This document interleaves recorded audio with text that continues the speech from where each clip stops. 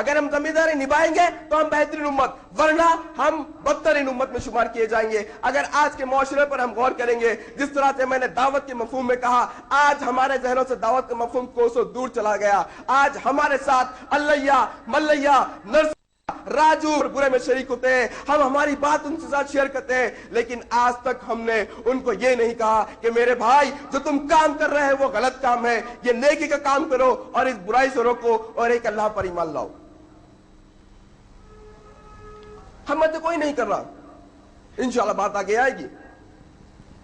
اسی طریقے سے اللہ تبارک و تعالی سورہ صافات یعنی سورہ حامیم سجا سورہ نمبر 41 آیت نمبر 33 من المسلمین، اللہ تبارک و تعالی جن کے بارے میں سورہ اخلاص ہم نے پڑھا ہے، جن کے بارے میں آتا ہے اللہ تبارک و تعالیٰ کی ذات کے بارے میں کہ قل هو اللہ احد، وہ اللہ ایک ہے، اللہ الصمد، وہ بے نیاز ہے، لم یلد ولم یولد، نہ اس کی کوئی اولاد ہے نہ کوئی باپ ہے، ولم یکن لہ کفوا احد، اس کے جیسا کوئی نہیں ہے۔ اللہ تعالیٰ کی بزرگی اور اللہ تعالیٰ کی ہستی کے تعلق سے ایک حدیث آتی ہے، اللہ کے نبی صلی اللہ علیہ وسلم فرماتے ہیں کہ اللہ تعالیٰ جس عرش پر مستوی ہے، جس عرش پر اللہ تعالیٰ بیٹھے ہیں، اس کے نیچے ایک کرسی ہے، وہ کرسی عرش کے سامنے، کرسی اور عرش کو اگر سامنے رکھا جائے تو اس بڑے عرش کے سامنے وہ کرسی اتنی چھوٹی ہے گویا کہ تم ایک بڑے ریگستان میں ایک چھوٹی انگوٹھی رکھ دیتے ہو، اور اس کرسی کے سامنے یہ ساتوں زمین اور آسمان اتنے ہیں جیسا کہ تم ایک بڑے ریگستان میں انگوٹھی رکھتے ہو۔ وہ ہستی نہ جس کو کبھی نیند آتی ہے نہ کبھی اونگ آتی ہے، وہ ہستی جس کو کوئی کسی چیز کی ضرورت نہیں، اگر ساری دنیا مل کر وہ اللہ رب العالمین کی ایک دن کے 24 گھنٹے، ہفتے کے 7 دن، مہینے کے 30 دن، سال کے 365 دن اگر وہ ایک اللہ کی مصروف عبادت کرتے جائے، ایک کے بعد ایک کنٹینیو عبادت اور تعریف کرتے جائے، تو اس اللہ رب العالمین کی شان میں ذرہ برابر بھی بڑائی نہیں ہو سکتی۔ اور اگر یہی دنیا، ساری دنیا مل کر اللہ کی بڑائی بیان نہیں بھی کرے گی تو اللہ رب العالمین کی عزت میں ذرہ برابر کمی نہیں ہوگی، کیونکہ اللہ ذرا بے نیاز ہے، اللہ تبارک و تعالیٰ کو کوئی چیز کی ضرورت نہیں ہے۔ وہ اللہ تبارک و تعالیٰ ارشاد فرماتے ہیں، وہ اللہ تبارک و تعالیٰ ساتوں آسمان پہ سے عرش پر سے کہتے ہیں وَمَنْ أَحْسَنُ قَوْلًا مِّمَّنْ دَعَا إِلَى اللَّهِ وَعَمِلَ صَالِحًا وَقَالَ إِنَّنِي مِنَ الْمُسْلِمِينَ۔ وہ اللہ کہتے ہیں کیا اس سے اچھی بات والا کوئی ہو سکتا ہے؟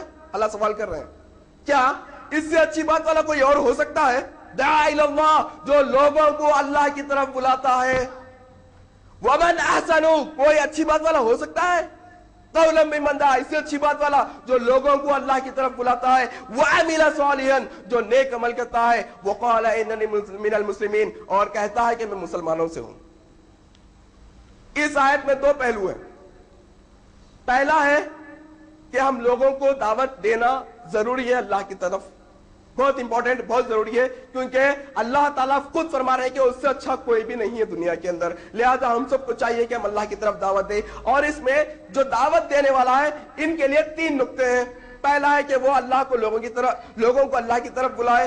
دوسرا نقطہ ہے وَعَمِلَ صَالِحًا، یہ نہیں کہ صرف لوگوں کو بلاتا رہے بلکہ خود بھی نیک عمل کرتا رہے، اور جب وہ لوگوں کو نیکی کی طرف بلائے گا، اللہ کی طرف بلائے گا، اور جب وہ نیک عمل کرے گا تو لوگوں میں اللہ تعالیٰ خود اس کی عزت ڈالیں گے، دنیا میں بھی اور آخرت میں بھی لوگ خود اس کی عزت کریں گے۔ لیکن جب عزت کرنے کی بنا پر جب اس کو تکبر آنا شروع ہوگا، جب غرور آنا شروع ہوگا، تو اللہ تعالیٰ کہتے ہیں بابا آپ وقال اننی من المسلمین کہنا، تم کوئی بڑے نہیں ہو، اللہ نے تمہیں چنا ہے اسلام کے کام کے واسطے۔ تو دائی سے اللہ کہہ رہا ہے کہ تمہاری جب لوگ تعریف کرے، جب تمہاری لوگ عزت کرے تو تم کہنا وقال اننی من المسلمین، میں تو عام مسلمانوں میں سے ہوں، میں تو فرما برداروں میں سے ہوں۔ یہی وجہ تھی کہ صحابہ اکرام اس دعوت دین کو پھیلانے کے لیے تک ودو محنت کرتے تھے، بہت جستجو کرتے تھے کہ کس طرح سے لوگوں تک اسلام پہنچایا جائے۔ حضرت ابو ذر غفاری رضی اللہ تعالیٰ عنہ ارشاد فرماتے ہیں، حضرت ابو ذر غفاری رضی اللہ عنہ کا قصہ اور واقعہ ہے وہ یہ کہ آپ ایک جنگجو اور لوٹنے ڈاکوؤں کے قبیلے سے تھے۔ آپ اللہ کے رسول کے پاس آئے اور اسلام قبول کر لیے، اور آپ جنگجو قبیلے کے تھے، اور اس وقت مشرکان مکہ کا زور تھا مسلمانوں پر، اور وہ بیچ مکہ میں جا کر अशहदु अल्ला इलाहा इल्लल्लाह व अशहदु अन्ना मुहम्मद रसूलुल्लाह कहना शुरू कर दिए। जैसा ही ये मुशरिका ने मक्का के कानों में आवाज गई, मुशरिका ने मक्का का खून गर्म हुआ और वो मुशरिका ने मक्का अबू ज़र गफ़ारी रज़ियल्लाहु ताला अन्हु को मारना शुरू कर दिए। इतना मारा कि आप लहूलुहान होकर बेहोश हो गए। अब बेहोश हो गए। अल्लाह के रसूल को पता चला। अल्लाह के नबी कहा, ऐ अबू ज़र, मैंने कहा था कुछ ना कहना, जाओ वापिस अपने कबीले वालों को इस्लाम की दावत दो। जब तक तुम्हारा पूरा कबीला इस्लाम में नहीं आता, जब तक तुम यहां पर नहीं आना। देखिए उनकी जुस्तजू, उनके पास कैसा जज्बा था इस्लाम की दावत लोगों तक पहुंचाने का। वापिस गए। चंद ही दिन हुए थे कि फिर वापिस आ गए। दस्तक दी। अल्लाह के नबी ने कहा, कौन? अबू ज़र गफ़ारी ने कहा कि मैं अबू ज़र गफ़ारी। अल्लाह के नबी ने कहा, मैंने तुमसे कहा था ना पूरे कबीले को मुसलमान बनाने तक नहीं आना यहां पर। अबू ज़र गफ़ारी रज़ियल्लाहु अन्हु ने कहा, ऐ अल्लाह के नबी बाहर तो आकर देखिए। अल्लाह के नबी जब बाहर आकर देखते क्या है कि बाहर एक बड़ा जंबे गफीर ठहरा हुआ है, कुछ काफी लोग ठहरे हुए हैं। अल्लाह के रसूल ने कहा, अबू ज़र ये कौन लोग है? हजरत अबू ज़र गफ़ारी रज़ियल्लाहु अन्हु ने कहा कि ये मेरे कबीले वाले हैं। अल्लाह के रसूल, इन सब ने इस्लाम कबूल कर लिया है, ये तमाम लोग मुसलमान हो चुके हैं। ये थी स्पिरिट उनकी, ये जज्बा था उनके पास इस्लाम पहुंचाने का। सहाबा इकराम के बारे में आता है, वो लोग इस्लाम फैलाने में इतने जुस्तजू करते थे कि इस्लाम फैलाते फैलाते दुनिया खत्म हो गई, पानी समंदर लग गया। सहाबा ने कहा, चलो समंदर के अंदर, समंदर के बाद अगर कोई कौम होगी तो उनको भी इस्लाम बतलाएंगे। समंदरों के अंदर अपने घोड़ों को डाल दिया। शायर ने बड़ा ही खूब कहा, दश्त दरिया भी ना छोड़े हमने, बहरे जुल्मात में दौड़ा दिए घोड़े हमने। लिहाजा आज के माशरे में, आज के माहौल के हिसाब से हम मुसलमानों की जिम्मेदारी है दावत देना।